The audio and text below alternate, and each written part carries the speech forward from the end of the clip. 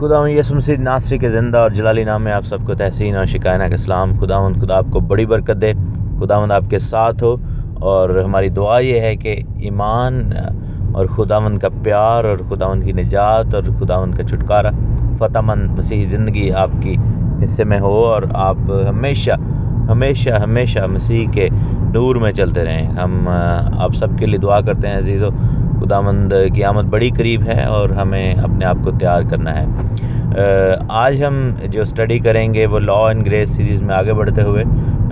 یعنی شریعت اور فضل کی سیریز میں آگے بڑھتے ہوئے ہم غلطیوں کے خط کو دیکھنا شروع کریں گے، بک آف گلیشینز۔ کل جو میں نے بتایا کہ قانون کا کون سا حصہ جو ہے ہمیں ماننا ہے، توریت میں یہ شریعت کو ہم نے پورے کے پورے کو ختم بھی نہیں کر سکتے، ہم چاہ کر بھی جو ہے وہ پورا مان بھی نہیں سکتے، اور پورا ہم اس کو چھوڑ بھی نہیں سکتے، ٹھیک ہے۔ تو ایون کہ جن لوگوں کے بارے میں ہمیں یہ لگتا ہے کہ شریعت ان پر واجب ہے، یعنی یہودی لوگ، وہ بھی چاہیں تو پوری شریعت پر عمل کر ہی نہیں سکتے، اور کیونکہ بہت ساری چیزیں ابھی موجود ہی نہیں ہیں۔ ابھی ہم جائیں گے توریت کے اندر، اور گلیشینز کے اندر دیکھیں گے کہ پالوس رسول نے کیا باتیں وہاں پر کی، کیونکہ بہت سارے لوگ ہمارے بہن بھائی جو ہیں وہ اس چیز کی وجہ سے مس گائیڈڈ ہو جاتے ہیں کہ پالوس رسول نے وہاں پر شریعت کا خاتمہ کر دیا ہے۔ وہ لیٹر جو ہے غلطیوں کا جو ہے وہ شریعت کا اختتام ہے، سمجھو۔ تو وہیں سے جو ہے وہ یہ ساری تعلیم نکلی کہ اب ہمیں خدا کی تعریف نہیں کرنی، خداوند کی حضوری میں نہیں آنا، اور اب ہمیں جو ہے وہ اب ہمیں خداوند کی شریعت کو نہیں ماننا، اس کے حکموں کو نہیں ماننے کی ضرورت، کیونکہ ساری لعنت جو ہے ہم پر سے الگ ہو گئی، ہم پر سے جدا ہو گئی۔ ایک چیز آپ کو بتاتا چلوں کہ people should know that and people do not know that. I have seen that, میں نے بہت دفعہ دیکھا کہ لوگوں کو معلوم نہیں ہے کہ غلطیوں کا خط جو ہے وہ شروع کہاں سے ہوا تھا، اس کا لکھنے کا مقصد کیا تھا۔ یہ ایکسپلینیشن بیسیکلی ایک آرگیومنٹ کی تھی جس کا ذکر اعمال 15 باب میں ہے۔ 15ویں باب میں جائیں آپ، بک آف ایکٹس چیپٹر 15، اعمال کی کتاب، اس کا 15واں باب، رسولاں دے کرتوے اور 15واں ادھیائے۔ تو اس کی پہلی آیت سے لکھا ہے کہ پھر بعض لوگ یہودیہ سے آ کر بھائیوں کو تعلیم دینے لگے کہ اگر موسیٰ کی رسم کے موافق تمہارا ختنہ نہ ہو تو تم نجات نہیں پا سکتے۔ پھر میں پڑھتا ہوں، لکھا ہے کہ بعض لوگ یہودیہ سے آ کر، یعنی یروشلم وغیرہ سے، بھائیوں کو تعلیم دینے لگے، یعنی ایمانداروں کو، کہ اگر موسیٰ کی رسم کے موافق تمہارا ختنہ نہ ہو تو تم نجات نہیں پا سکتے۔ بس جب پالوس اور برناباس کی ان سے بہت تکرار اور بحث ہوئی تو کلیسیا نے یہ ٹھہرایا کہ پالوس اور برناباس اور ان میں سے چند اور شخص اس مسئلے کے لیے رسولوں اور بزرگوں کے پاس یروشلم جائیں۔ بس کلیسیا نے ان کو روانہ کیا، اور وہ غیر قوموں سے رجوع لانے والوں کا بیان کرتے ہوئے غیر قوموں کے رجوع لانے کا بیان کرتے ہوئے فنیکے اور سامریہ میں سے گزرے، اور سب بھائیوں کو بہت خوش کرتے گئے۔ جب یروشلم میں کلیسیا میں پہنچے تو کلیسیا اور رسولوں اور بزرگ ان سے خوشی کے ساتھ ملے، اور انہوں نے سب کچھ بیان کیا جو خدا نے ان کی معرفت کیا تھا۔ مگر فریسیوں کے فرقہ میں سے جو ایمان لائے تھے، یعنی کہ یہ کون لوگ تھے جو یہ باتیں کر رہے تھے؟ یہ فریسیوں کے فرقہ کے لوگ تھے، فیریسیز تھے۔ ان میں سے بعض نے کہا کہ ان کا ختنہ کرانا اور ان کا موسیٰ کی شریعت پر عمل کرنے کا حکم دینا ضرور ہے۔ بس پالوس اور بزرگ اس بات پر غور کرنے کے لیے جمع ہوئے، اور بہت بحث کے بعد پطرس نے کھڑے ہو کر ان سے کہا کہ پھر وہ پطرس کی ساری بات جو ہے وہ آگے آتی ہے۔ پھر یعقوب نے، جو کہ اس یروشلم کی کلیسیا کا ہیڈ تھا، اس نے یہ آخر میں فیصلہ دیا کہ 4 چیزوں سے جو ہے وہ 19ویں آیت میں لکھا ہے، بس میرا فیصلہ یہ ہے کہ جو غیر قوموں میں سے خدا کی طرف رجوع ہوتے ہیں ہم ان کو تکلیف نہ دیں، مگر ان کو لکھ بھیجیں کہ بتوں کی مکروہات اور حرام کاری اور گلا گھونٹے ہوئے جانوروں اور لہو سے پرہیز کریں۔ یہ یعنی کہ فرسٹ یہ 4 چیزیں ہیں جو کہ ان سے پرہیز کرنا ہے ان کو آتے ہی غیر قوموں سے جو آ رہے ہیں۔ اور لکھا ہے کیونکہ قدیم زمانہ سے ہر شہر میں موسیٰ کی توریت کے منادی کرنے والے ہوتے چلے آئے ہیں، اور وہ ہر سبت کو عبادت خانہ میں سنائی جاتی ہے۔ اب یہاں پر جو بحث یہ ہو رہی ہے کہ خداوند کا بندہ پالوس رسول، پطرس رسول، برناباس، یہ لوگ جو تھے یہ غیر قوموں میں جا کر انہوں نے منادی شروع کر دی، کیونکہ کرنیلیس کے فیملی کے جو ہے وہ ایمان لانے کے باعث نجات کا دروازہ غیر قوموں کی طرف بھی کھلا، اور لوگوں نے محسوس کیا کہ وہاں پر بھی بہت زیادہ ضرورت ہے خدا کے کلام کی، اور وہ لوگ نجات پا رہے ہیں۔ کیونکہ اس سے پہلے انجیل کی منادی صرف اور صرف جو تھی وہ یہودی لوگوں میں ہو رہی تھی، اور یا یہ جو اسرائیلی ہیں ان میں ہوتی تھی، اور غیر قوموں کو ابھی نجات کے لیے میسیج نہیں گیا تھا. تو خداوند نے وہاں پر پطرس رسول کو جو چادر کے ذریعے بتایا کہ کسی آدمی کو، کسی جانور کو نہیں، کسی آدمی کو ناپاک نہیں کہنا، اور سب کو جو ہے وہ نجات کا پیغام دینا ہے. تو جب یہ بات ہو گئی، لوگوں نے ایمان لانا شروع کیا، تو یہ ہوا کہ کلیسیا کے اندر ایسے ایماندار آنے شروع ہو گئے جو کہ نامختون تھے، جن کا ابھی ختنہ نہیں ہوا تھا. تو وہاں پر ایسے لوگ بھی موجود تھے کلیسیا میں جنہوں نے کاہنوں میں سے اور فریسیوں میں سے نجات پائی تھی. ٹھیک ہے، تو آپ امیجن کریں کہ کلیسیا میں جو ان کے جو کلیسیائیں تھیں ان میں 3 طرح کے لوگ موجود تھے. ایک وہ موجود تھے جو کہ مثلا کہ عام یہودیوں میں سے آئے تھے، جیسے پطرس وغیرہ، اس کے ساتھ شاگرد مچھیروں میں سے، عام جو ہے وہ یہودیوں میں سے آئے تھے. دوسرے وہ لوگ تھے جو کہ بہت ہی اعلیٰ جو عالم لوگ تھے ان میں سے آئے تھے، جیسے فریسی تھے اور کاہن تھے. ٹھیک ہے، یہ جو شریعت کے عالم وغیرہ یہ سب تھے. لیکن وہاں پر تیسرے بھی لوگ آنے شروع ہو گئے جو کہ غیر قوموں میں سے نجات پا کر آئے تھے. اب انہوں نے کیا کیا کہ ایسے لوگ جو تھے جو کہ فریسی تھے، یہ تھوڑے پراؤڈ بھی تھے، اور یہ اس چیز کے اوپر ان کو اپنی جو ہے ربینیکل تعلیم کے اوپر بڑا وہ زیادہ پرائڈ بھی تھا. ٹھیک ہے، انہوں نے کیا کیا کہ وہی ربینیکل تعلیم جو تھی یا ربیوں کے جو بنائے ہوئی چیزیں تھیں وہ وہاں پر کلیسیا کے اندر گھسانے کی کوشش کی. اب میں آپ کو ایک اور چیز بتاتا چلوں کہ جب میں یہ کہتا ہوں کہ ربیوں کی تعلیم یا ربینیکل تعلیم، تو میں خداوند کی شریعت کی بات نہیں کر رہا، میں ایک اور شریعت کی بات کر رہا ہوں جو کہ شریعت کے اوپر شریعت انہوں نے رکھی تھی، جس کو انسانی روایات کہتے ہیں، جس کو ہلاخہ کہا جاتا ہے. خدا کی شریعت کو تورا کہا جاتا ہے، اور ربیوں کی جو تعلیم ہے اس کو ہلاخہ کہا جاتا ہے. یعنی کہ ہلاخہ سے مراد ہے کہ کام، یعنی کہ ہمارے جو کام ہم نے کرنے ہوتے ہیں، یعنی کہ ورکس کہہ لیں. ہلاخہ سے مراد یہ ہے کہ چال چلن، اس کا یعنی کہ اردو کا کلوزسٹ ترجمہ یہی ہوگا. یا اورل تورا، جس کو زبانی توریت کہتے تھے، جو کہ توریت کے اوپر انہوں نے اپنے بنائے ہوئے تھے. جیسے مثلا کہ یسوع مسیح نے جو انجیلوں میں کنڈیم کیا ہے، وہ توریت کو نہیں کیا، وہ اورل توریت کو کیا، یعنی کہ زبانی توریت کو کیا. کیونکہ یہ فریسی کیا کہتے تھے کہ خدا نے توریت کے احکام دیے، اور پھر ربی آئے، خدا نے ان کو حکمت دی، اور جو ربی ہیں انہوں نے آ کر اوپر اپنے بھی احکام دیے. ٹھیک ہے، انہوں نے آ کر اپنے اوپر بنائے احکام تاکہ ان احکام کو ایکسپلین کیا جا سکے، یعنی کہ اپنی طرف سے خدا کی مدد کرنے کی کوشش کی، جس کو آ کر خداوند یسوع مسیح نے آ کر کنڈیم بھی کیا. اس کو کہا، جیسے وہ ہاتھ دھونے کی تعلیم کے والے سے تھا، انہوں نے کہا کہ جی ہاتھ جو ہے وہ دھونے چاہیے، ٹھیک ہے، کھانا کھانے سے پہلے، ورنہ انسان ناپاک ہوتا ہے. تو خداوند یسوع مسیح نے کہا تھا کہ نہیں، ہاتھ دھونے کی ضرورت نہیں، کیونکہ یہ کلام میں نہیں لکھا ہوا ایسے. ہاں، ہائیجینکلی تو چلو اچھی بات ہے ہاتھ دھوئیں، لیکن کوئی ریکوائرمنٹ نہیں ہے یہ کہ جی لوگ سمجھتے ہیں کہ توریت میں یہ طہارت کیجیے، ہاتھ دھونے کی ریکوائرمنٹ ہے. ایسا نہیں ہے، وہ فریسیوں کے ذہن میں تھا، خدا کے توریت میں یا خدا کے کلام میں نہیں تھا ایسا. خداوند نے یہ کہا تھا کہ تم اپنے باپ دادا کی روایتوں سے خدا کے کلام کو باطل کر رہے ہو. خدا کی یعنی کہ تمہیں خدا کی حکموں کو ماننا ہے، ربی کے حکموں کو نہیں ماننا. اور یہاں پر یہی ڈسکشن ہو رہی تھی کہ انہوں نے کہا کہ یہ لوگ جو ہیں یہ جب تک ختنہ نہیں کروائیں گے تب تک یہ لوگ نجات یافتہ نہیں کہلائیں گے. ٹھیک ہے، تو یہاں پر یہ بحث ہوئی، اور پالوس اور برناباس نے ان کے ساتھ بحث کی، تکرار کی. اتنی زیادہ بڑھ گئی انطاکیہ کے اندر کہ یہودیہ سے یہ لوگ آئے ہوئے تھے پریچنگ کرنے کے لیے. یہ بھی فریسی بھی جو تھے مسیح پر ایمان تو لے آئے تھے اور ساتھ میں ایونجلزم کر رہے تھے، لیکن کیا کر رہے تھے کہ یہ اپنی بیچ میں چیزوں کی ملاوٹ، یعنی کہ اپنی جو اورل تورا تھی، ہلاخہ جو تھا، اپنی جو زبانی توریت تھی، اس کی منادی بھی ساتھ ساتھ کرتے تھے. تو وہاں پر آ کے انہوں نے ان کو روکنا شروع کر دیا کہ نہیں یہ ایماندار نہیں ہے، ان کا پہلے ختنہ کیا جائے. تو یہاں پر ایک تعلیم جو ہے وہ لاگو ہوئی، ایک تعلیم شروع ہوئی. وہ تعلیم کیا تھی کہ ختنہ نجات کے لیے ہوتا ہے، یعنی کہ نجات، ختنے کے بغیر نجات نہیں مل سکتی. جیسے آپ کو میں بتاتا ہوں کہ بہت سارے پینتیکوسٹل بہن بھائی جو ہے یہ کہتے ہیں کہ جب تک لوگوں نے غیر زبانیں نہیں بولنی، سمجھو انہوں نے نجات ہی نہیں پائی. اب یہ غلط بات ہے، کیونکہ خدا کے کلام کے روح سے ایسا نہیں ہے. کلام یہ سکھاتا ہے کہ نجات کے لیے ایمان لانا ہوتا ہے دل سے، اور اقرار منہ سے کیا جاتا ہے، اور ایمان لانے کے سبب سے انسان جو ہے وہ نجات پا جاتا ہے. ٹھیک ہے، تو ایمان لانا نجات کے لیے ضروری ہے، اور کوئی ایسی چیز نہیں، چاہے وہ نعمتیں ہوں چاہے وہ ختنے ہوں.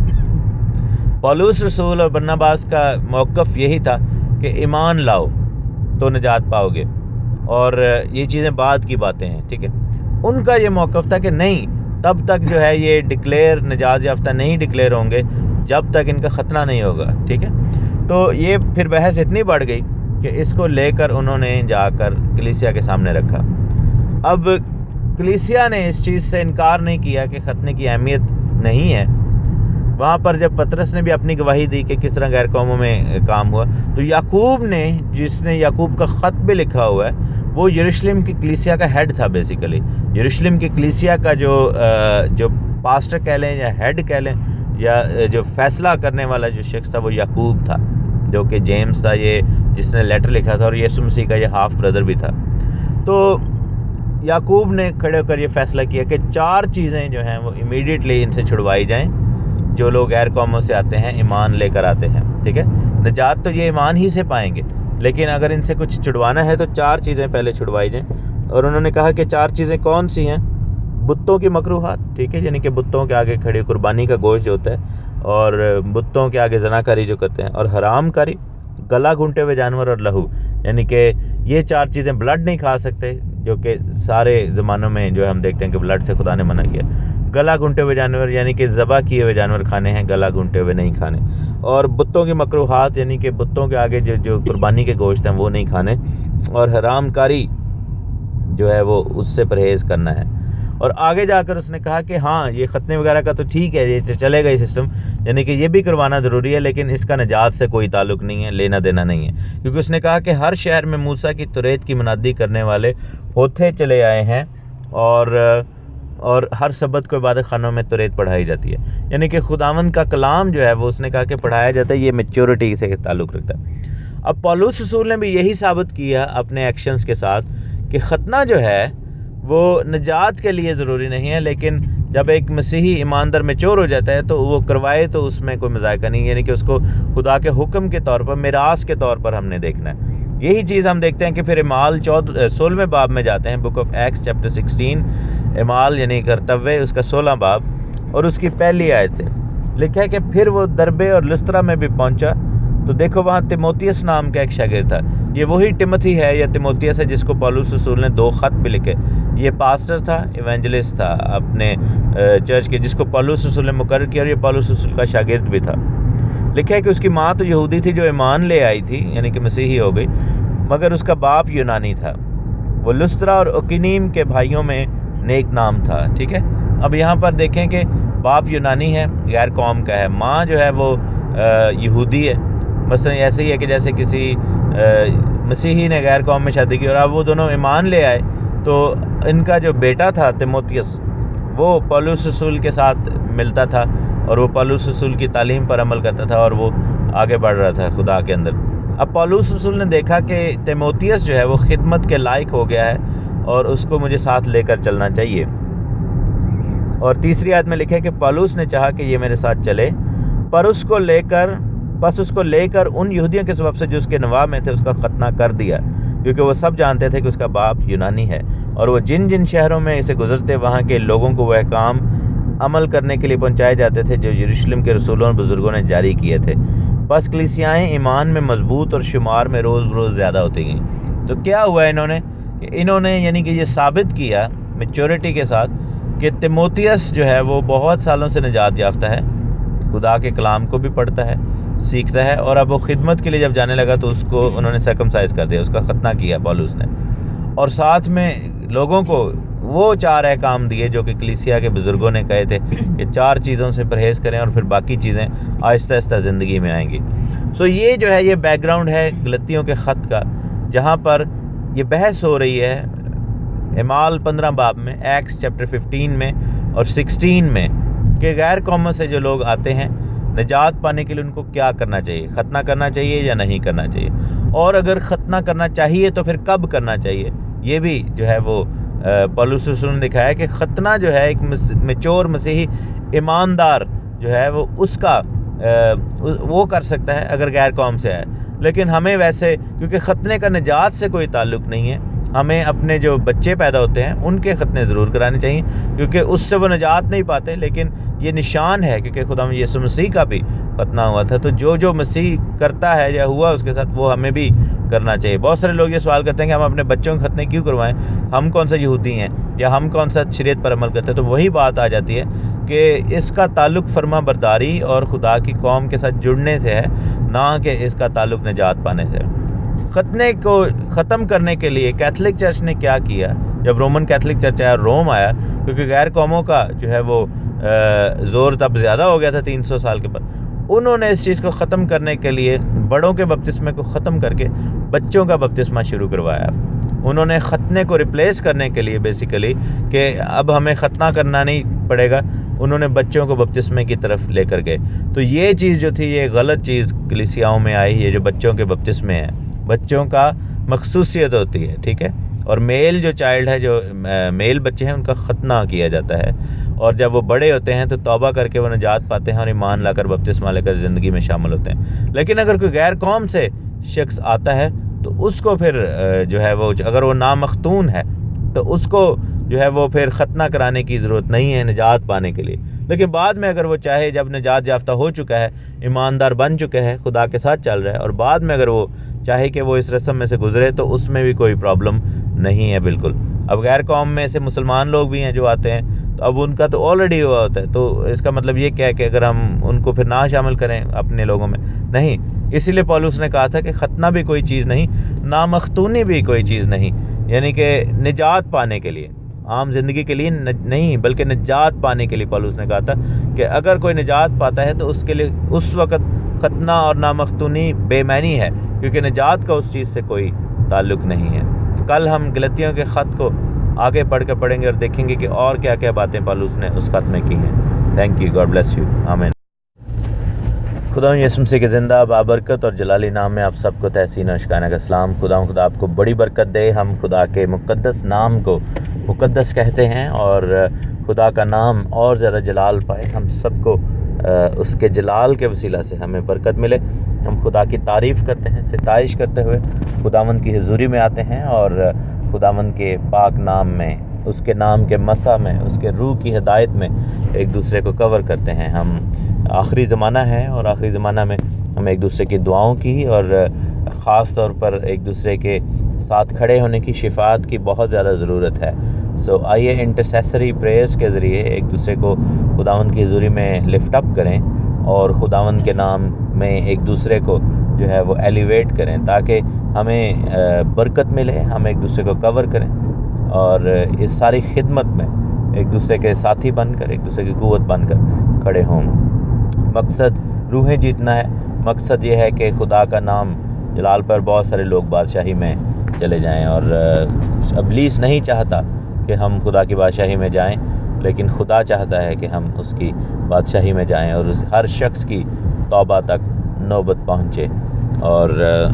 ہر یہ امید اور یہ ایمان ہمیں رکھنا ہے۔ ہر چند کہ ہمیں معلوم ہے کہ ہر شخص دنیا کا توبہ نہیں کرے گا، لیکن ہماری خواہش بھی یسوع کی طرح، خدا کی طرح، یہوشع کی طرح، ہمارے باپ کی طرح ہونی چاہیے کہ ہر شخص کی جو ہے وہ نوبت ضرور پہنچے، ہر شخص کو میسج ضرور مل جائے۔ ہم بک آف ایکٹس میں پڑھ رہے تھے گلیشینز کے اندر، اور گلیشینز کا جو بیک گراؤنڈ ہے اس کو دیکھا ہم نے کہ کس طرح چیپٹر 15 جو ہے وہ موجب بنا گلیشینز کے لیٹر کا، اور غلطیوں کے خط کو بھی ہم نے جو ہے وہ ڈیٹیل میں دیکھنا ہے۔ اس کے اندر بہت ساری ایسی باتیں ہیں، ایسے آیات ہیں جن کو سمجھنا بہت مشکل ہے ہمارے دوستوں کے لیے، بہنوں بھائیوں کے لیے، لیکن ہم ساتھ ساتھ چلتے جائیں گے۔ ایک چیز میں آپ کو بتاتا چلوں کہ خدا کے جو حکم جو ہیں ان کو ماننا نجات کے لیے نہیں ہوتا۔ میں ایک دفعہ پھر ریٹ کر دوں تاکہ آپ کو یہ چیز ازبر ہو جائے کہ خدا کے حکموں کو ماننا نجات کے لیے نہیں ہے۔ نہ ہی پرانے عہد نامہ میں اس کا کوئی ذکر ملتا ہے، نہ ہی نئے عہد نامہ میں ذکر ملتا ہے۔ خدا کے حکموں کو ماننا جو ہے وہ فرما برداری کے لیے، تابع داری کے لیے ہے، کیونکہ جب بھی خدا نے حکم دیے، آپ اگر جا کر پڑھیں تو بار بار خداوند نے حکم دیتے وقت یہی کہا کہ میں خدا ہوں۔ مطلب کہنے کا یہ ہے کہ میں یہ حکم دے رہا ہوں، I am the one who is giving you and I am the Lord، یعنی کہ صرف اس وجہ سے ان حکموں کو مان لیا جائے کہ یہ خدا کی طرف سے ہیں، اور خدا نے دی ہیں تو یہی ہمارے لیے کافی ہے. جیسا ایک بہن نے کہا تھا کہ میرے لیے اتنا ہی کافی ہے کہ خدا نے کہہ دیا ہے تو میں نے کرنا ہے, کہہ دیا ہے تو کہہ دیا. اب میرے لیے اس پہ کوئی کویشچن مارک پیچھے نہیں رہتا کہ وہ پولوس کیا کہتا ہے, پطرس کیا کہتا ہے, فلاں کیا کہتا ہے, میرا پاسٹر کیا کہتا ہے. آپ کو سب سے زیادہ خوف اس کا ہونا چاہیے کہ خدا کیا کہتا ہے, ٹھیک ہے نا, کیونکہ اسی خدا نے پولوس کو بنایا, اسی خدا نے پطرس کو بنایا, اسی خدا نے سب کو بنایا ہے. اور ہمیں یہ دیکھنا ہے کہ خدا کیا کہتا ہے, اور خدا کی بات کو کوئی بھی بندہ رسول جو ہے خدا کا اور خدا کا خادم ریجیکٹ نہیں کر سکتا. ان حکموں کو ماننے کا تعلق تابعداری سے ہے, نجات سے نہیں ہے. راست بازی جو ہے وہ ایمان سے ہمیں حاصل ہوتی ہے, لیکن راست کاری جو ہے یعنی کہ راستی کی زندگی بسر کرنا خدا کی تابعداری میں شامل ہے. ہمیں قربانیاں لانے کی ضرورت نہیں ہے, ہمیں یہودیوں کی مانند بننے کی ضرورت نہیں ہے, ہمیں ربیوں کی تعلیم پر چلنے کی ضرورت نہیں ہے چندہ, بلکہ بائبل میں لکھا ہے کہ ہمیں خدا کے حکموں کو ماننا ہوگا. تو ہمیں جب بھی حکموں کو ماننا ہے ہمیں خداوند یسوع مسیح کو فوکس بنا کر, یہوشوا کو فوکس بنا کر اپنے یعنی کہ ہمارے ماننے کا انداز ویسا ہو جیسا خداوند چاہتے ہیں, رادر دین کہ جیسا ربی یا کوئی پاسٹر یا کوئی ٹیچر یا کوئی رسول یا کوئی نبی یا استاد چاہتا ہو, بلکہ ویسا جیسا خداوند چاہتے ہیں ہمیں ویسے خداوند کے حکموں کو ماننا ہے. ہم اس فیصلے کو جو کہ کل ہم نے دیکھا تھا ادھر اعمال کی کتاب میں کہ 4 چیزوں سے منع کیا گیا تھا قوم کو اور ان ایمانداروں کو جو آ رہے تھے, اور مجھے یہ مشورہ بھی دیا گیا کہ میں ان 4 چیزوں کو ایکسپلین تھوڑا اور فردر کروں تاکہ یہ چیزیں ہمیں معلوم ہونی چاہیے کہ وہ امیڈیٹ چیزیں کیا تھیں. آپ یہ دیکھیں کہ رسولوں کے نزدیک یہ 4 چیزیں سب سے مقدم ہو گئیں, یہ 4 چیزیں سب سے زیادہ ضروری ہو گئیں, ضروری قرار پائیں کہ جو غیر قوموں میں سے آتے ہیں ان سے یہ 4 چیزیں تو ضرور ہی چھٹوائی جائیں تاکہ جو ہے وہ خدا کی برکت زندگیوں میں آئے. دیٹ مینس کہ توبہ کے ساتھ ساتھ یہ 4 چیزیں زندگیوں میں سے ختم ہونا بہت زیادہ ضروری ہے, ورنہ ہماری توبہ ہی رائے گاہ ہیں. تو اس کے بعد یعنی کہ یہ باقی چیزیں ثانوی ہوئی کہ باقی قوانین, باقی جو خدا کے حکم ہیں وہ تو ماننے ہی چاہیے ہوں گے, اور ان کو ماننا ہی پڑے گا ایونچولی. جب ہم اور سیکھتے جائیں گے, آگے بڑھتے جائیں گے, جتنا میچورٹی میں جائیں گے اتنا ہمارے لیے چیزیں سمجھنا اور ماننا ایزی ہو جائے گا. یہ 4 چیزیں جو ہیں یہ 15:29 میں بھی لکھی ہوئی ہیں اور 15:20 میں بھی لکھی ہوئی ہیں. جب یعقوب نے کہا کہ یہ 4 چیزیں جو ہیں یہ لکھا ہے کہ مگر ان کو لکھ بھیجیں کہ بتوں کی مکروہات اور حرام کاری اور گلا گھونٹے ہوئے جانور اور لہو سے پرہیز کریں.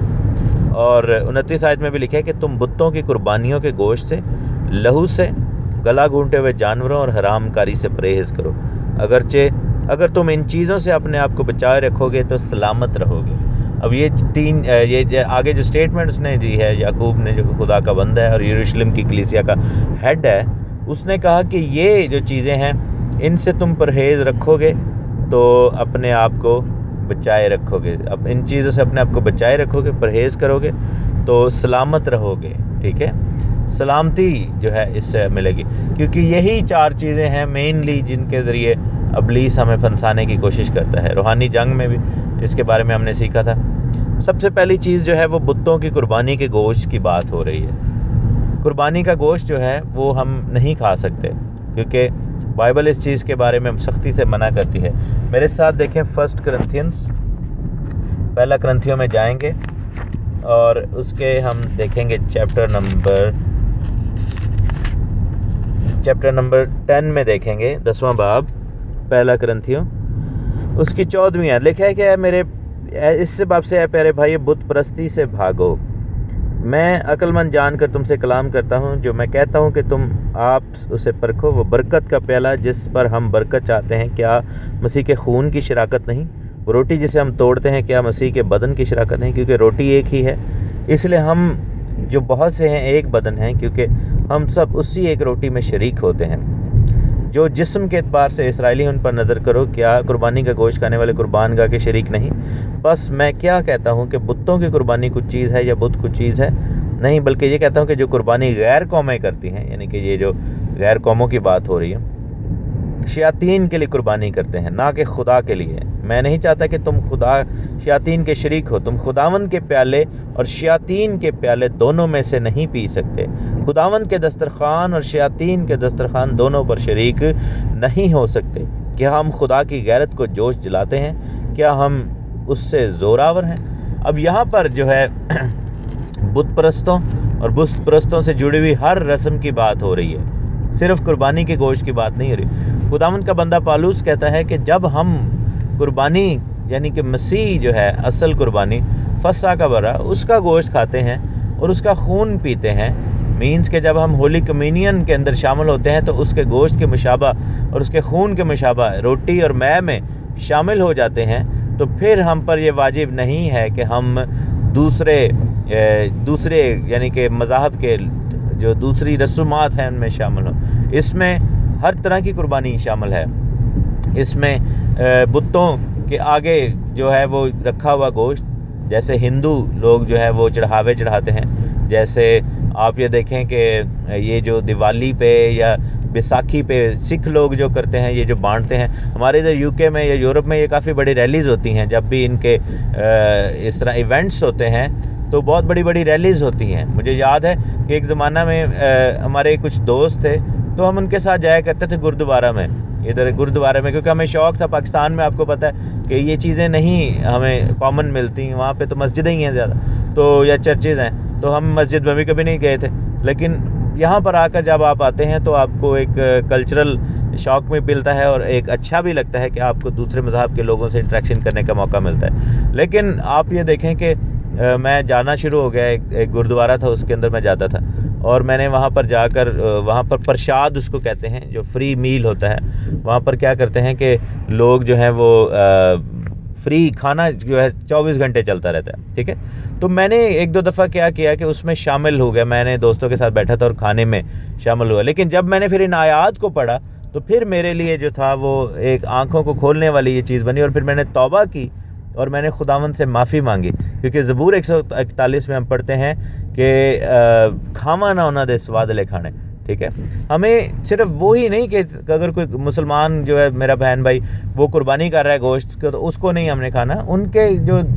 عبادت گاہوں میں کھانے ویسے ہی سرو کیے جاتے ہیں ان سے بھی ہمیں پرہیز کرنا ہے۔ لوگوں کے یہ جو ایونٹس میں شامل ہو جاتے ہیں لوگ کہ جی ہم جو ہے وہ ریلیجس ہارمونی کے چکر میں ہم ان کی عیدوں میں بھی شامل ہوں گے، ان کی دیوالیوں میں، ان کی بیساکھیوں میں شامل ہوں گے، وہ کام ٹھیک نہیں ہے۔ ہمیں جو ہے ان چیزوں سے اوائڈ کرنا ہے، اور اس چیز کو میں نے اپنی زندگی میں نے اپنے ایکسپیرینس سے میں آپ کو بتا رہا ہوں کہ میرے لیے کوئی ایسا پرابلم نہیں تھا کہ میں جا کے ادھر کھا سکتا فری میں ایک کھانا، لیکن اٹ وازنٹ اباؤٹ کہ وہ فری میں تھا یا نہیں، it was about friendship. اس ٹائم کہ دوست تھے ایک دو، ان کے ساتھ میں چلا جاتا تھا، لیکن بات یہ ہے کہ یہ چیزیں ٹھیک نہیں ہیں۔ اسی طرح ہمارے گھروں میں جب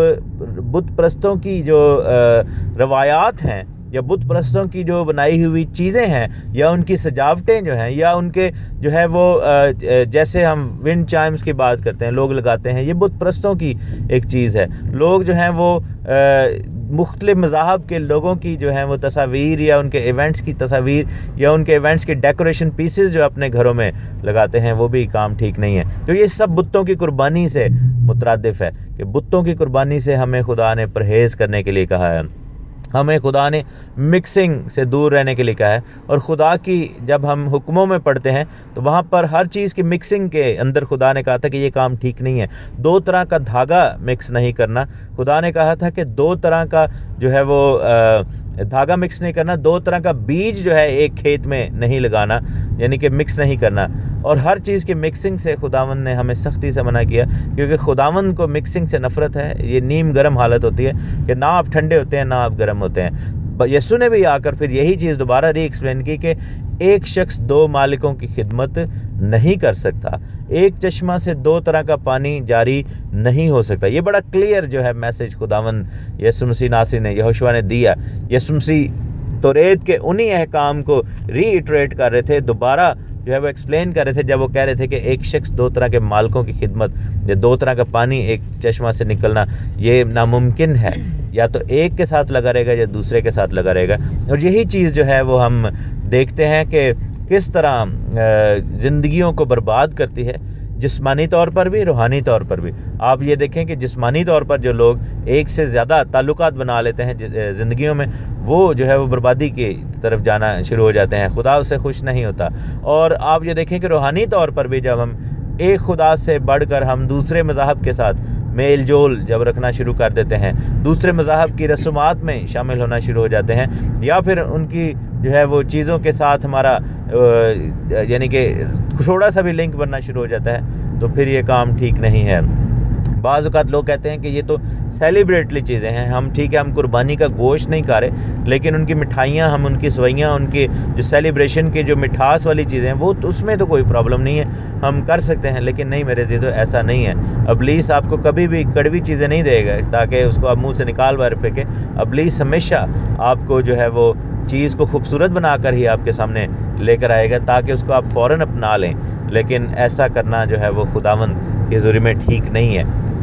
بتوں کی قربانیاں جو ہیں وہ خداوند نے سختی سے منع کی ہیں. پرانے عہد نامہ میں بھی بنی اسرائیل کے ڈاؤن فال کا سبب یہی بنا تھا کہ جب انہوں نے استارات دیوی کو اور اس سے جڑی ہوئی چیزوں کو اپنی زندگی میں اپنا لیا تھا، اور انہوں نے جو ہے ویسے کام کیے جو خداوند کی حضوری میں مکروہ تھے، اور خداوند کو نفرت تھی ان چیزوں سے، اور خداوند نے ایونچولی ان کو اپنی آنکھوں کے سامنے سے دور کر دیا. اسی طرح آپ یہ دیکھیں کہ نئے عہد نامہ میں بھی آ کر رسولوں نے یہ بڑا کلیئرلی جو ہے وہ بتایا ہے کہ بتوں کی قربانیوں سے، بتوں کے ساتھ جڑی ہوئی چیزوں سے دور رہیں. ایک اور چیز میں آپ کو بتاتا چلوں، بائبل میں لکھا ہے کہ دنیا کے معبود محض بت ہیں، نہ وہ دیکھتے ہیں، نہ وہ سنتے، نہ وہ بولتے ہیں. اور پھر یہ بھی لکھا ہے کہ جو جس کے آگے سر جھکاتا ہے، جس کی پوجا کرتا ہے، وہ ویسا سا ہی ہو جاتا ہے. اور یہ ڈسیبلٹیز اور یہ سب کچھ جو ہے، یہ بیماریاں، کمزوریاں، بدروہوں کا جو سسٹم ہے، یہ کہاں سے آتا ہے؟ جب ہماری زندگیوں میں بت پرستی پائی جاتی ہے،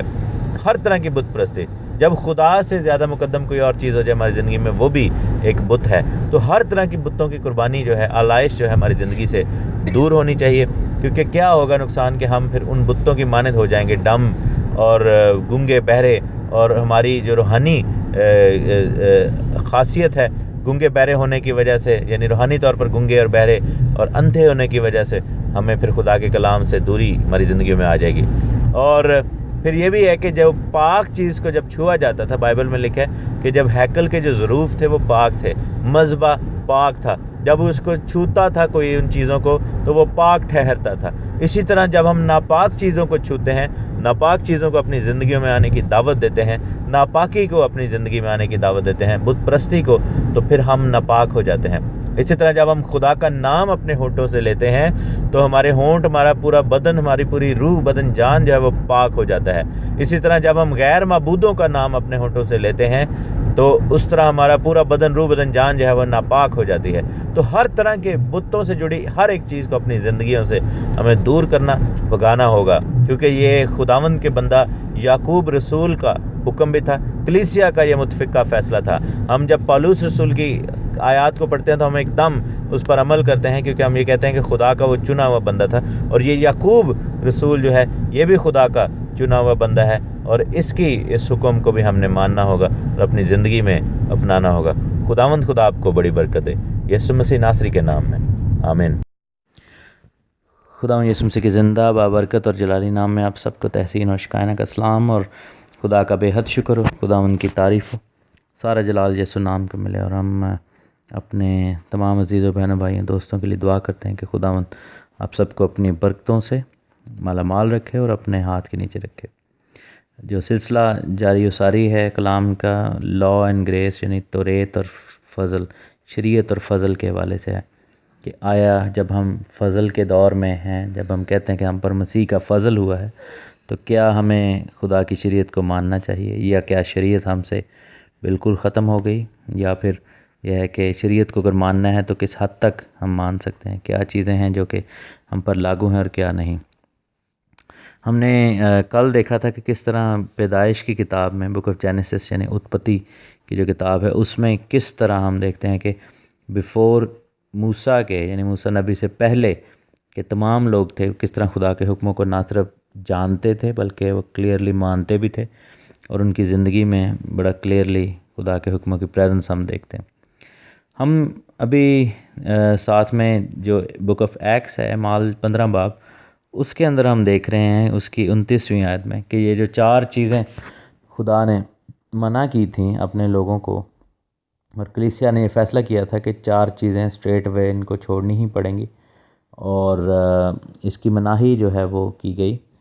اور اس میں تھا بتوں کی قربانیوں کا گوشت، یعنی قربانیوں بتوں سے جڑی ہوئی، بت پرستی سے جڑی ہوئی چیزیں، اور ان کے آگے جو رسومات ادا کی جاتی ہیں۔ دوسرا تھا گلا گھونٹے ہوئے جانور اور لہو، جو کہ کل ہم نے اس کے بارے میں سیکھا کہ لہو کیوں ہمیں نہیں کھانا، کیونکہ لہو میں جان ہے، اور کس طرح بائبل ویری کنسسٹنٹلی، بہت کنسسٹنسی سے، یعنی کہ ہم دیکھتے ہیں کہ موسیٰ سے پہلے، موسیٰ نبی کے بعد اور یسوع مسیح کے بعد بھی کلیئرلی ہمیں ڈیفائن کرتی ہے کہ لہو جو ہے اس کو نہیں کھا سکتے، اور کس طرح تھرو آؤٹ بائبل میں اس چیز کا ذکر ہے۔ اور گلا گھونٹے ہوئے جانوروں کے بارے میں بھی، یعنی کہ ذبیحہ کھانے کا حکم ہے، ایون کہ حلال جانور بھی جب ہم کھائیں تو وہ صحیح طریقے سے ذبح کیا ہو تو ہی بہتر ہے، کیونکہ آپ دیکھیں کہ بہت سارے کلچرز میں، ہمارے ادھر ویسٹرن کلچر جو ہے، یورپین کلچر ہے، اس میں بھی یہی ہے کہ وہ سٹن گن کے ساتھ جو ہے وہ اس کو جانور کو ادھر ہی مار دیتے ہیں، سٹن کر دیتے ہیں۔ تو آج ہی بلکہ ہم ایک جگہ پہ بیٹھے ہوئے تھے تو یہ سوال ہماری ایک عزیز بہن نے کیا کہ جو ہے یہ انگلش جو دکانیں ہیں ان سے جو بیف لیا جاتا ہے تو وہ اس کا کیا سسٹم ہے، تو ہم نے یہی کہا کہ چونکہ اس میں سے خون نہیں نکالا گیا اس لیے ہم بیف سے ہمیں کوئی ایشو نہیں ہے، لیکن جہاں سے لیا جا رہا ہے وہاں پہ ضرور آپ نے چیک کرنا ہے۔ چوتھا پوائنٹ انہوں نے کہا تھا کہ حرام کاری سے پرہیز کرو، اور لکھا ہے کہ تم ان چیزوں سے اپنے آپ کو بچائے رکھو گے تو سلامت رہو گے۔ تو یہ ایک بہت بڑا پوائنٹ ہے، کیونکہ یہ جو لوگ بات کہتے ہیں کہ خدا یسوع مسیح نے آ کر جو طلاق کا قانون دیا تھا، تو موسیٰ کے دور میں طلاق جو تھی ہر چیز کے لیے طلاق دے دی جاتی تھی، لیکن یسوع مسیح نے آ کر جو ہے طلاق کو ختم کر دیا، تو ایسا نہیں تھا۔ خداوند یسوع مسیح نے آ کر طلاق کو ختم نہیں کیا تھا، لیکن طلاق کے بارے میں بتایا تھا کہ ایک ہی صرف ریزن ہے جس کی وجہ سے طلاق دی جا سکتی ہے، اور یہی چیز پھر ہم دیکھتے ہیں کہ جو یعقوب نے، جو کہ کلیسیا کا بزرگ تھا، یعنی کہ یروشلم کی کلیسیا کا ہیڈ جو تھا، بشپ کہہ لیں یا رسول کہہ لیں یا پاسٹر کہہ لیں، وہ یعقوب تھا شاگردوں میں سے، جو یعقوب یوحنا کا بھائی یعقوب نہیں، دوسرا یعقوب جس نے خط لکھا تھا، جو کہ خدا یسوع مسیح کا اسٹیپ بردر تھا، مقدسہ مریم کا وہ بیٹا تھا، اور وہ یسوع مسیح کا اسٹیپ بردر تھا، یعنی کہ یسوع مسیح کی پیدائش کے بعد مریم اور یوسف کے جو اپنی اولاد ہوئی تھی اس میں سے ایک تھا، اور وہ یسوع مسیح کے شاگردوں میں سے بھی تھا۔ اور یہودا بھی جو یہ کہ یسوع مسیح کے شاگردوں میں تھا، جس نے خط لکھا تھا، یہودا کا عام خط، وہ بھی یسوع مسیح کے بھائی یعنی کہ اسٹیپ بردر کے طور پر ہمیں نظر آتا ہے۔ اور یہ پولوس نے بھی اپنے غلطیوں کے خط میں بڑا کلیئرلی کہا کہ جب وہ ملتا ہے پطرس سے، اور پھر لکھا ہے کہ پھر میں خداوند کے بھائی یعقوب سے ملا، یعنی یسوع مسیح کے جو اسٹیپ بردر ہیں ان سے ملا۔ ایک چیز میں آپ کو بتاتا چلوں کہ خداوند یسوع مسیح کی پیدائش جو ہے وہ کنواری مریم سے ہوئی، لیکن اس کے بعد جو ہے مقدسہ مریم سے اولاد جو ہے وہ پھر بعد میں ہوتی ہے، اور جو مقصد تھا مسیح کو دنیا میں لانے کا چونکہ وہ پورا ہو گیا تھا، تو اس وجہ سے یہ یعنی کہ اولاد پھر ہوتی ہے۔ اور یوسف کا جو ایک اور نام تدئی بھی تھا، جس کو کہا گیا کہ یعقوب اور یہودا جو تھے وہ تدیس یا تدایس کے جو بیٹے تھے، تدئی کے بیٹے تھے، اور تدایس جو ہے اس کا مطلب یہ ہے کہ خداوند کی طرف سے۔ یوسف بڑا راست باز آدمی تھا، جو کہ خداوند یسوع مسیح کا لے پالک باپ تھا، مقدسہ مریم کا جو شوہر تھا، تو وہاں پر تدیس جو ہے اس کے بیٹے لکھا ہوا ہے۔ پر یہ ہمارا ٹاپک نہیں ہے۔ حرام کاری اس لیے منع کی گئی کیونکہ یہ بہت بڑا سن ہے، اور خداوند کے نزدیک جتنے بھی گناہ ہیں ان میں سے سب سے بڑے 2 گناہ ہیں، قتل اور حرام کاری، اور یہ ایسے گناہ ہیں جس میں سے چھٹکارا بڑی مشکل سے، قتل کا تو کوئی قربانی بھی نہیں تھی اور حرام کاری کی بھی نہیں، اور یہ چیزیں جو تھیں وہ خدا کے نزدیک بہت مکروہ تھیں۔ اور یہ غلط فہمی ہے کہ موسیٰ نے ہر ریزن کے لیے طلاق کا کہا تھا کہ جو جب دل چاہے جو جس کا ہے وہ طلاق دے، ایسا نہیں ہے، کیونکہ اسی پرانے عہد نامہ میں ملاکی کی کتاب میں خداوند نے کہا تھا کہ مجھے طلاق سے نفرت ہے، سخت نفرت ہے۔ پرانے عہد نامہ میں ہی خداوند نے اس چیز کو بڑا کلیئرلی بتایا ہے۔ لیکن یسوع مسیح نے آ کر کیا کہا متی کی انجیل 5ویں باب میں، کیونکہ میں کافی دیر سے چاہ رہا تھا کہ اس ٹاپک کو بھی جو ہے وہ بتاتا چلوں، لکھا ہے کہ 31ویں آیت کے یہ بھی کہا گیا تھا کہ جو کوئی اپنی بیوی کو چھوڑے سے طلاق لامہ لکھ کر دے، لیکن میں تم سے یہ کہتا ہوں کہ جو کوئی اپنی بیوی کو حرام کاری کے سوا کسی اور سبب سے چھوڑ دے تو وہ اسے زنا کراتا ہے، اور جو چھوڑی ہوئی سے بیاہ کرتا ہے وہ زنا کرتا ہے۔ سو کیا ہے کہ اگر کوئی شخص جو ہے وہ کسی کو چھوڑتا ہے تو اس کے لیے صرف ایک ریزن جو ہے وہ ویلڈ ہے، اس کے علاوہ اگر کوئی بھی ریزن، صرف اگر کسی کو کوئی اور عورت اچھی لگ گئی یا کسی اور فائنینشیل ریزنز کی وجہ سے یا خوبصورتی کی وجہ سے یا کم خوبصورتی کی وجہ سے یا اس طرح کے تو کوئی بھی ریزن ہو سکتے ہیں، اگر وہ ایسا کرتا ہے کہ کسی یعنی کہ ویلڈ نکاح کو وہ توڑ کے اور چھوڑ دیتا ہے تو وہ پھر غلط بات ہے خداوند نے کہا۔ لیکن ہم آگے جا کر پہلا کرنتھیوں 7ویں باب میں دیکھتے ہیں کہ کس طرح خدا کا بندہ پالوس جو ہے اس چیز کو دوسرے لیول پہ ایکسپلین کرتا ہے اور کہتا ہے کہ اگر کسی عورت کا مرد جو ہے وہ ایمان والا نہ ہو یا کسی شخص کی بیوی ایمان والی نہ ہو، اور پھر لکھا ہے کہ ایونچولی اگر وہ چھوڑ کے جانا چاہے تو اس کو چھوڑ دیں، یعنی کہ اس کو جانے دیں۔ اب یسوع مسیح نے کہا ہے کہ حرام کاری کے سوا جو ہے وہ طلاق نہیں ہو سکتی، تو کیا پالوس رسول وہاں پر کوئی اور آئیڈیا دے رہے ہیں؟ نہیں، پالوس رسول بھی اسی کو کور کر رہے ہیں، کیونکہ جیسے ہم نے دیکھا تھا کہ بت پرستی بھی 2 لیول پہ ہے، حرام کاری بھی 2 لیول پہ ہے، ایک جسمانی حرام کاری جس میں آپ اپنے ساتھی کو دھوکہ دیتے ہیں، اور دوسری روحانی حرام کاری جو کہ بت پرستی ہے، جس میں آپ خداوند خدا کے علاوہ کسی اور معبود کے آگے جھکتے ہیں، اس کو روحانی حرام کاری جو ہے وہ کہا گیا۔ سو اسی لیے پولس نے کہا تھا کہ اگر کوئی غیر مذہب کا ہو جاتا ہے یا غیر مذہب سے ہے اور وہ جانا چاہتا ہے تو اس کو جانے دو، کیونکہ وہ روحانی حرام کاری کا شکار ہے۔ تو یہ فارمولا صرف ان مردوں پہ لاگو نہیں ہوتا کہ اگر آپ کوئی مرد ہے اور اس کی بیوی سے یہ غلط کام ہو، یہ بیوی پہ بھی لاگو ہوتا ہے کہ اگر کوئی ایسی عورت ہے جس کا ہسبینڈ جو ہے وہ اس حرام کاری کا شکار ہو جائے، جسمانی یا روحانی، یعنی کہ اگر وہ کسی اور جو ہے وہ رشتے میں منسلک ہو جائے جسمانی طور پر، یا پھر کسی اور معبود کے آگے جھک جائے اور وہ انکار کر دے خداوند کا، تو وہ جو بیوی ہے وہ پوری طرح حق بجانب ہے کہ وہ اس سے اپنا قطع تعلق کر کے طلاق جو ہے وہ اس کے ساتھ لے سکتی ہے، اور پھر لیکن وہ جو بیوی ہے وہ پھر شادی کر سکتی ہے، لیکن اس کا جو شوہر ہے چونکہ اس نے غلط کیا تو وہ دوبارہ شادی کرے گا تو وہ حرام کاری میں پڑے گا، لیکن بیوی کے پاس لیگل رائٹ ہے۔ آن دی ادر سائڈ اگر ایک عورت ہے جس سے ایسی غلط کاری میں پڑ گئی ہے، وہ یعنی کہ اگر وہ حرام کاری میں پڑ گئی ہے یا بت پرستی میں چلی گئی ہے، غیر معبودوں کی ہو گئی ہے، تو پھر کیا ہوگا کہ اس شخص کے پاس یہ اپرچونٹی ہے کہ وہ ایسا کر سکتا ہے کہ اس سے اپنا قطع تعلق کر لے، اور پھر وہ آزاد ہے کسی اور کو ہونے کے لیے۔ لیکن آن دی ادر سائڈ خداوند کے کلام میں یہ بھی لکھا ہے کہ خداوند قربانی سے زیادہ رحم کو پسند کرتا ہے۔ سو ہمارا جو سب سے پہلا ایٹیٹیوڈ جو ایسی سچویشنز میں اسپیشلی جب لوگ پڑھتے ہیں، اور یہ بڑی کامن سچویشنز ہیں ہماری جو روزمرہ زندگی میں، کچھ لوگوں نے ان چیزوں کو ڈائریکٹلی فیس کیا ہے، کچھ لوگوں نے انڈائریکٹلی فیس کیا ہے کہ ان کے کوئی بہن بھائی یا دوست یا احباب میں سے کسی کی فیملی میں یہ سچویشن ضرور رہی ہے۔ تو دونوں سچویشن میں ہو سکتا ہے کہ آپ کو آج اس کا جواب ملے کہ خداوند نے کیا الاؤ کیا اور کیا الاؤ نہیں کیا۔ سو یہی چیز جو تھی کلیسیا میں بڑا کلیئرلی خداوند کے لوگوں نے ڈیفائن کی تھی کہ حرام کاری سے جو ہے وہ دور رہنا ہے، یہ چیزیں جو ہیں وہ ہماری زندگیوں میں نہیں آنے چاہیے۔ اور سب سے بڑا جو ہمارے پاس کہہ لیں کہ کوشن ہے یا ہمارے پاس سب سے بڑا سپورٹ ہے وہ خدا کی شریعت ہے، خدا کا کلام ہے، کیونکہ بائبل ہمارے یعنی کہ اگر خدا کے حکموں پر عمل کریں گے تو پھر ہم سے یہ چیزیں سرزد نہیں ہوں گی۔ اسی لیے خداوند کے بندہ یعقوب نے رسول نے کہا تھا کہ یہ 4 چیزیں چھوڑ دیں، اور پھر ہر سبت کے موقع پر خدا کی شریعت جو ہے وہ پڑھائی جاتی ہے۔ سو باقی چیزیں آہستہ آہستہ لوگوں کی سمجھ میں آ جائیں گی۔ اور آپ یہ دیکھیں کہ اس قانون کا جو حرام کاری کا جو قانون تھا اس کا تعلق ڈائریکٹ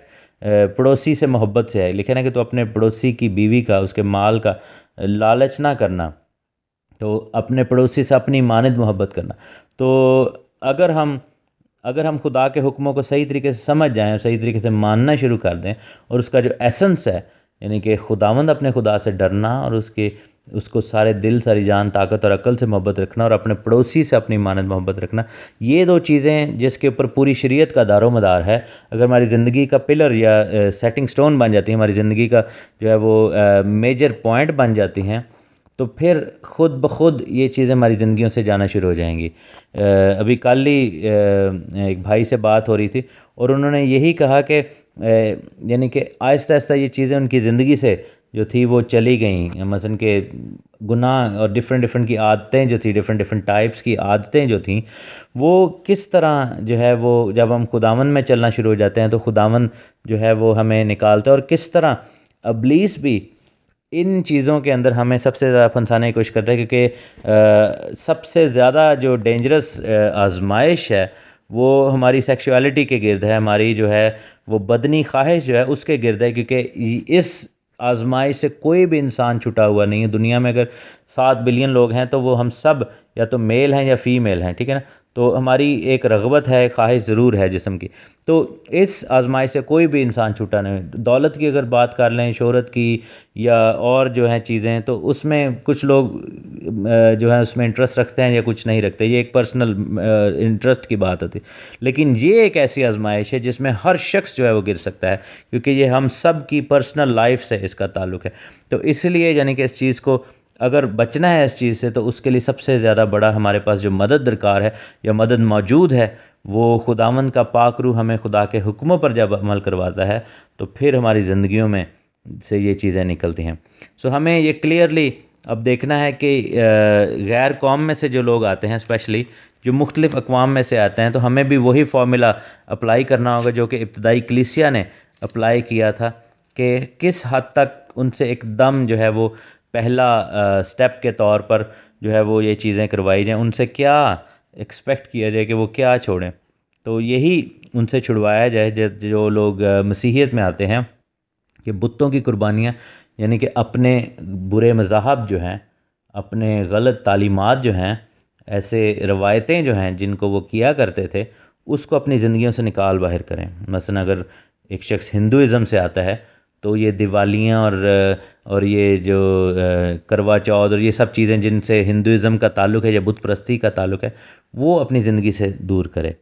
اس کے ساتھ جڑی ہوئی جو کھانے پینے کی جو رسومات ہیں ان کو اپنی زندگی سے دور کرے۔ دوسرا جو ہے اس کو پاک اور ناپاک کی سمجھ ہونی چاہیے۔ لہو اور گلا گھونٹے ہوئے جانوروں کا کلیئرلی لکھا ہے کہ یہ چیزیں جو ہیں اس سے پرہیز کیا جائے، اور اسپیشلی جو لوگ ایسے کلچر سے آتے ہیں جو کہ ناپاک جانوروں کو کھاتے ہیں، مثلا اگر کوئی کورین شخص آتا ہے تو وہ سانپ اور بندر اور کتے یہ کھاتے ہیں یہ لوگ، تو ان کو جو ہے وہ اس چیز سے انکار کرنا ہوگا، اپنی زندگی سے وہ چیز نکالنی ہوگی، کیونکہ اس کے بغیر کوئی چارہ نہیں۔ اور تیسرا جو ہے یعنی چوتھا جو پوائنٹ ہے وہ یہ ہے کہ ایسے تمام رشتوں سے، ایسی تمام سول ٹائز کے ساتھ، ایسے تمام جو ہے وہ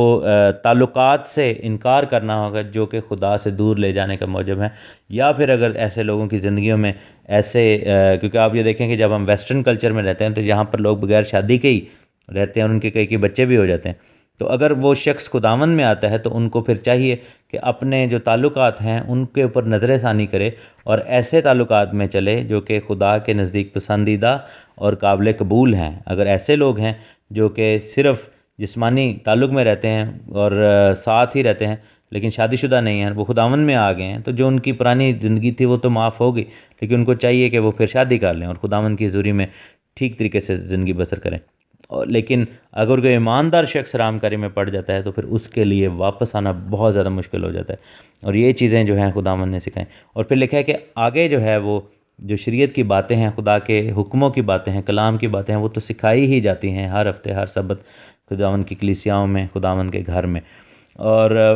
یہ جو چیپٹر تھا یہ جو ہے وہ سیاق و سباق ہے گلیشینز کی کتاب کا، گلتیوں کے خط کا، کیونکہ اس کا موضوع یہ بنا تھا کہ یہودیہ سے جو لوگ آئے تھے، فریسیوں میں سے جنہوں نے خداوند کو قبول کیا تھا، انہوں نے آ کر کلیسیا کے سامنے یہ شرط رکھی تھی کہ جن لوگوں کا ختنہ نہیں ہوا وہ نجات یافتہ نہیں ڈکلیئر ہوں گے، اور جو لوگ نجات یافتہ کہلوانا چاہتے ہیں اور ایمان لے کر آئے ہیں، ان کو اس سے پہلے کہ کچھ اور کریں یا مسیحی کہلائیں یا ایماندار کروائیں، ان کو ختنے میں سے گزرنا پڑے گا۔ اور پولس رسول نے اور باقی کلیسیا نے اس چیز کو کلیئرلی ڈینائی کیا تھا، انہوں نے کہا تھا کہ نہیں، ایسا نہیں ہے، نجات پانے کے لیے ختنہ کرنا ضروری نہیں ہے۔ لیکن بعد میں پولس رسول نے اس کو پھر ری ڈیفائن کیا کہ کس طرح اس کا تعلق جو ہے نجات یافتہ زندگی سے ہے،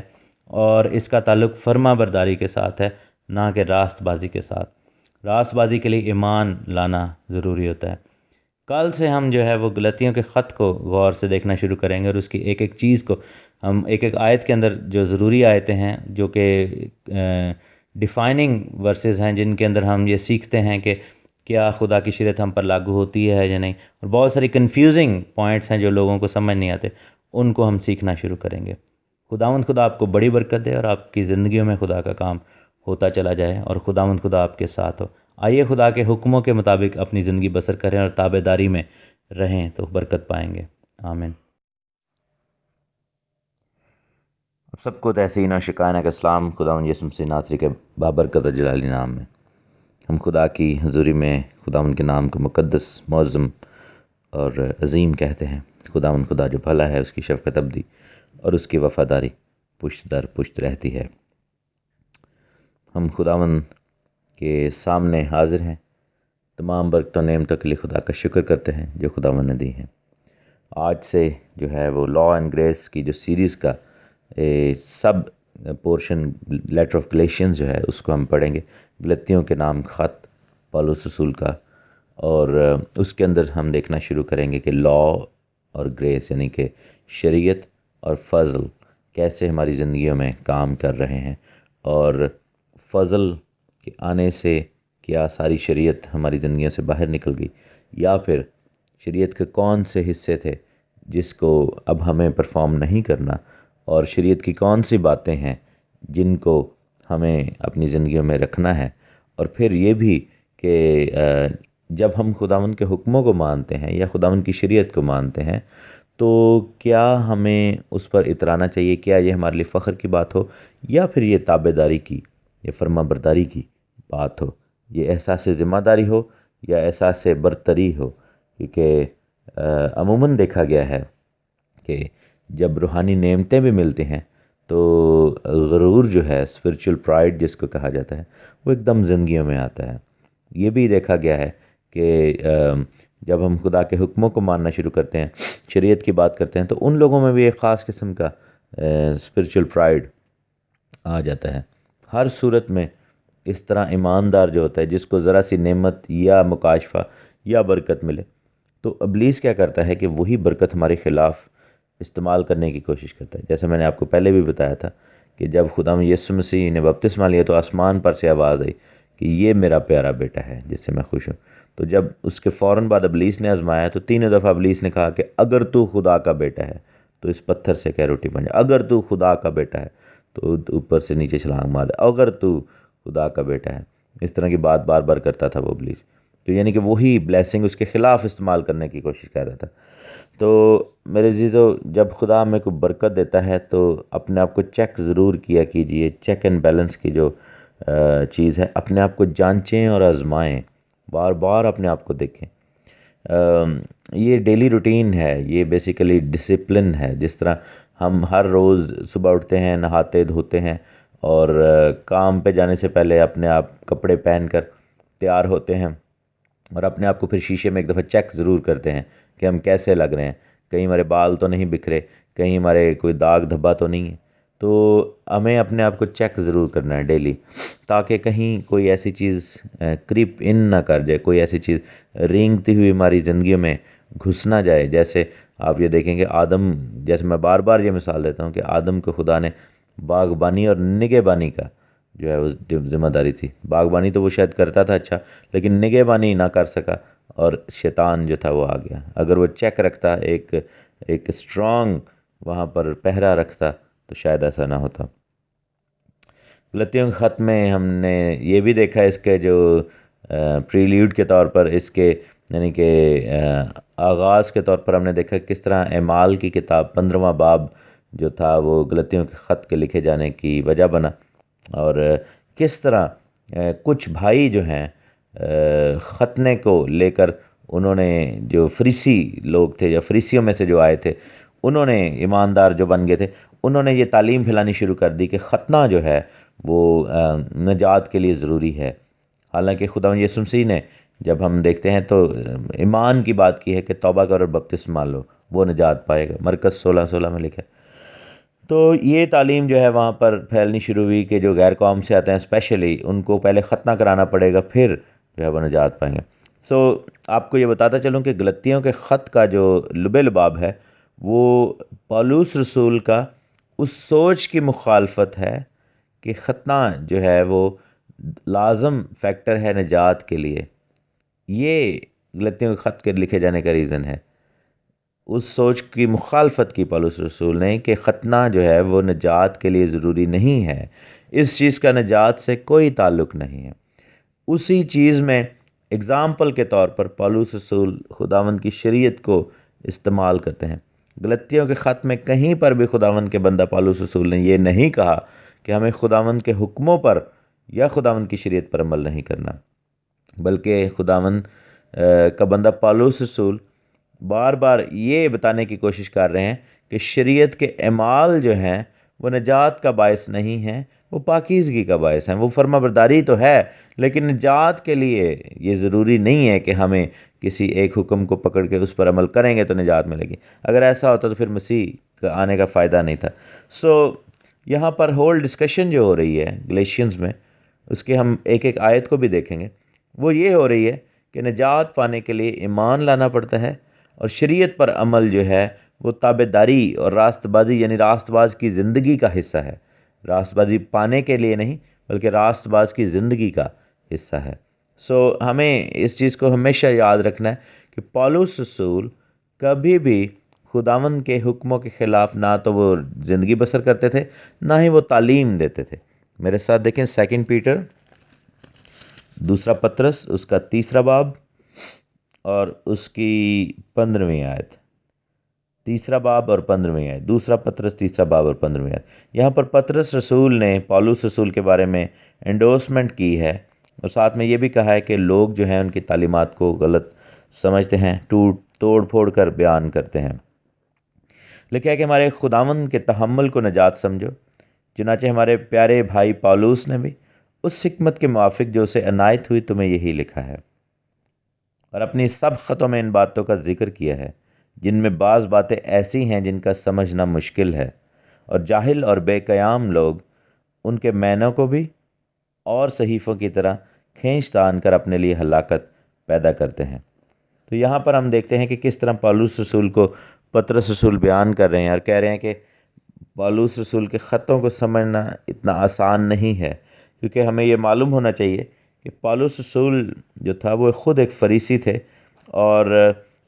بہت بڑے شرع کے عالم تھے. اور شرع کے عالموں میں سے یعنی کہ یہودیوں کے اندر اگر دیکھا جائے تو ربیوں کی ان کی جو لڑی ہے، ربی جو یہ جن کو یہ مانتے ہیں، تو ان میں سے جو ہے وہ ایک بہت بڑا ربی تھا جس کا نام تھا ربی گملیل، جس کو ربان گملیل جی کہا جاتا ہے، یعنی کہ ربیوں کا ربی. تو اس کا شاگرد جو تھا گملیل جو تھے وہ خداوند یسوع مسیح کے ٹائم پر بھی تھے، اور جب خداوند یسوع مسیح کی صلیب کا واقعہ ہوتا ہے تو اس کے بعد جب پطرس اور یوحنا پریچنگ کر رہے ہوتے ہیں تو وہاں پر ان کو جب مارا جاتا ہے بینتوں سے، اور جو فریسیوں نے اور صدوکیوں وغیرہ نے ان کو وہاں پر پرسیکیوشن کرتے ہیں، تو پھر ہم دیکھتے ہیں کہ کس طرح گملیل نے وہاں پر کھڑے ہو کر اصول کی بات کی اور طرفداری کی بات نہیں کی. اور گملیل جو تھے بہت بڑے رہبائی تھے، انہوں نے کہا کہ اگر یہ طریقہ خدا کی طرف سے نہیں ہے، اگر یہ جو پریچنگ کر رہے ہیں تو یہ خود بخود مٹ جائے گا، لیکن اگر یہ خدا کی طرف سے ہے تو اس کو کوئی بھی نہیں روک سکتا.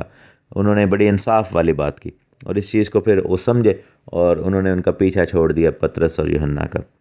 اسی طرح اعمال کی کتاب میں ہم دیکھتے ہیں بک آف ایکس چیپٹر 24، اور اس کے اندر جاتے ہیں 13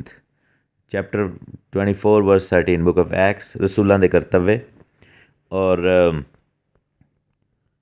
یہاں پر پولس رسول پر یہ الزام لگایا جا رہا ہے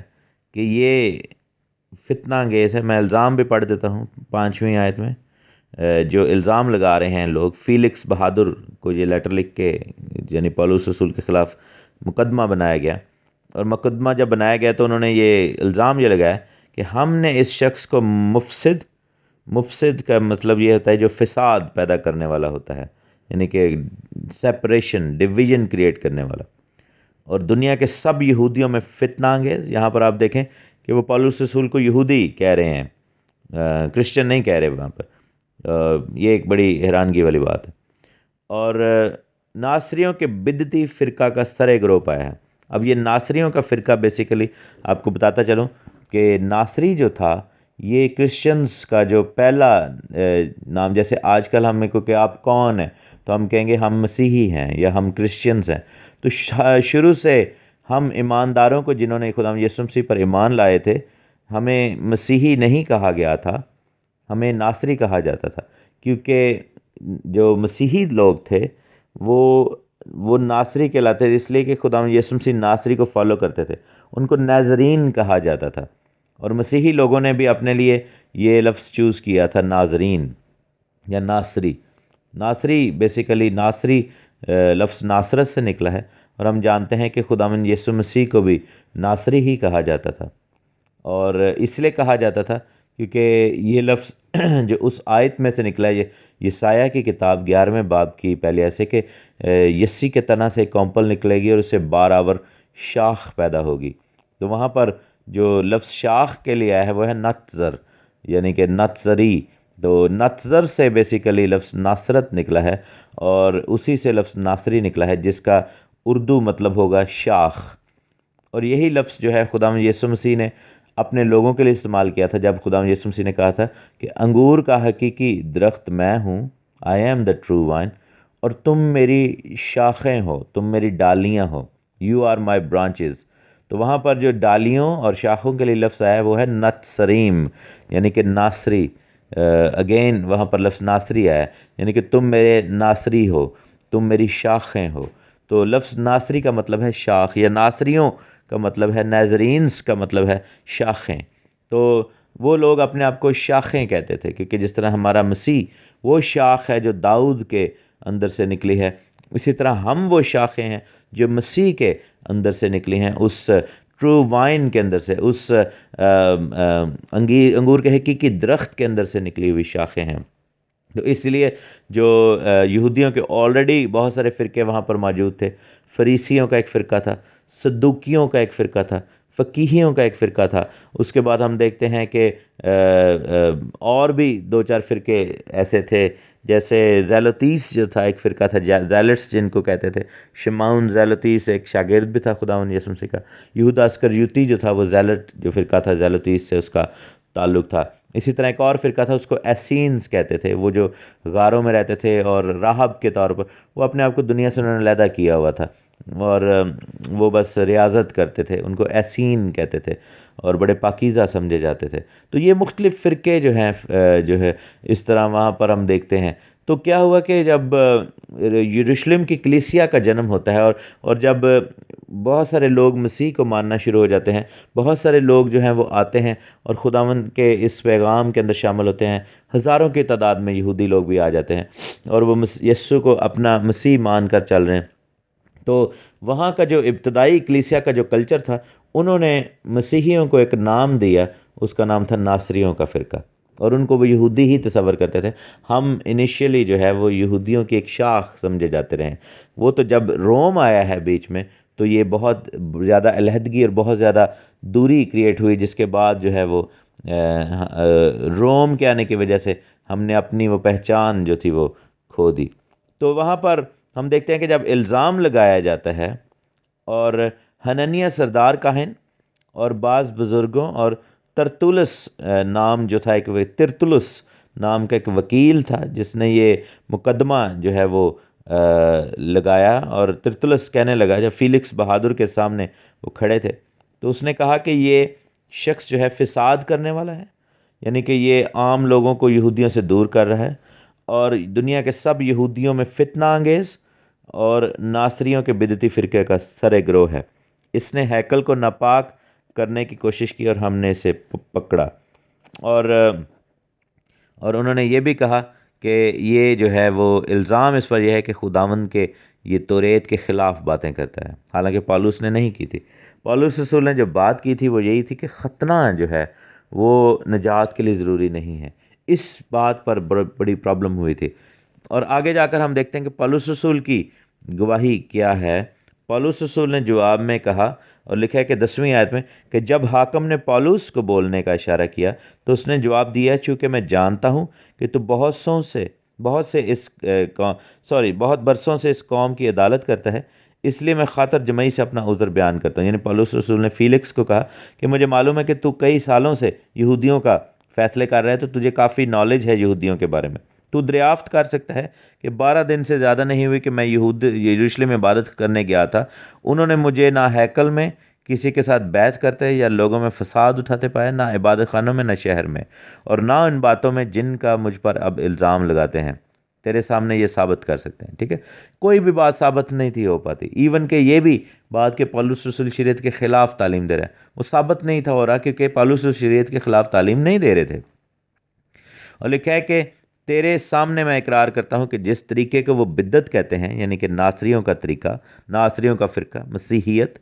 اس کو یہودی بدعت کہتے تھے. جیسے آج ہمارے اندر سے کوئی فرقہ اٹھ پڑے تو ہم کہیں گے یہ بدعت ہے، تو ہم یہودیوں کے لیے ایک بدعت تھے. اور لکھا ہے کہ اسی کے مطابق میں اپنے باپ دادا کے خدا کی عبادت کرتا ہوں. یعنی کہ پولس رسول نے بتایا کہ میں جس کی عبادت کرتا ہوں اس خدا کا نام کیا ہے؟ اس خدا کا نام یہوہ پاک خدا ہے، باپ دادا کا خدا، ابراہیم، اسحاق اور یعقوب کا خدا. اور لکھا ہے کہ جو کچھ توریت میں اور نبیوں کے صحیفوں میں لکھا ہے اس سب پر میرا ایمان ہے. اب پولس رسول کی گواہی کیا ہے؟ کہ وہ توریت اور نبیوں کے صحیفوں پر ایمان رکھتا ہے. اس کا ریزن کیا ہے؟ کہ جب یہ بات ہو رہی تھی نیا عہد نامہ بھی نہیں لکھا گیا تھا، اور پولس رسول پورے طور پر جو ہے وہ ایمان رکھ رہے تھے. تو یہ کیسے ہو سکتا ہے کہ ایک شخص جو توریت اور نبیوں کے صحیفوں پر ایمان رکھتا ہو، اس کے مطابق چلتا ہو، زندگی بسر کرتا ہو، وہ اس کے خلاف بھی لکھے اور اس کے خلاف باتیں بھی کرے، اس کو توڑنا سکھائے؟ اس آیت کو لے کر ہم یہ بیس بنا سکتے ہیں کہ پولس رسول نے کبھی بھی خداوند کے حکموں کو توڑنا نہیں سکھایا، بلکہ پولس رسول نے ہمیں ان حکموں پر صحیح طور پر عمل کرنا سکھایا ہے، اور ہمیں یہ بتایا ہے کہ ہر حکم ہر کسی پر لاگو بھی نہیں ہوتا، اور ہم میں سے کون کون سے ایسے حکم ہیں جن کو ہم نے اپنی زندگی میں ماننا ہے، اور کون سے حکم ہیں جن کو ہم نہیں مان سکتے. اور دوسری بات یہ ہے کہ حکموں کو ماننے کا طریقہ کیا ہے، اس کے پیچھے سوچ کیا ہے. ربیوں والی سوچ، فریسیوں والی سوچ ہونی چاہیے، یا پھر خداوند یسوع مسیح والی سوچ ہونی چاہیے جو حکموں کو ماننے سے تعلق رکھتی ہے کہ ہمیں حکموں کو کیسے ماننا ہے. ہمیں حکموں کو جب دیکھنا ہے تو اس کے اندر ہمیں مسیح نظر آنا چاہیے، نہ کہ ہمیں جو ہے وہ اپنے لیے فخر یا اپنے لیے غرور یا اپنی جو ہے وہ جھوٹی راست بازی نظر آئے. اور یہی پولس رسول کہتے ہیں کہ میں خدا سے اسی بات کی امید رکھتا ہوں جس کے وہ خود بھی منتظر ہیں، راست بازوں اور ناراستوں کی دونوں کی قیامت ہوگی. اور لکھا ہے کہ خداوند کا بندہ کہتا ہے کہ جو کچھ، یہ نہیں کہ صرف چند باتیں، جو کچھ توریت میں لکھا ہے، نبیوں کے صحیفوں میں لکھا ہے، اس سب پر میرا ایمان ہے. خداوند خدا آپ کو بڑی برکت دے. یہ سلسلہ یوں ہی جاری رہے گا، کل ادھر سے ہی شروع کریں گے. God bless you. آمین.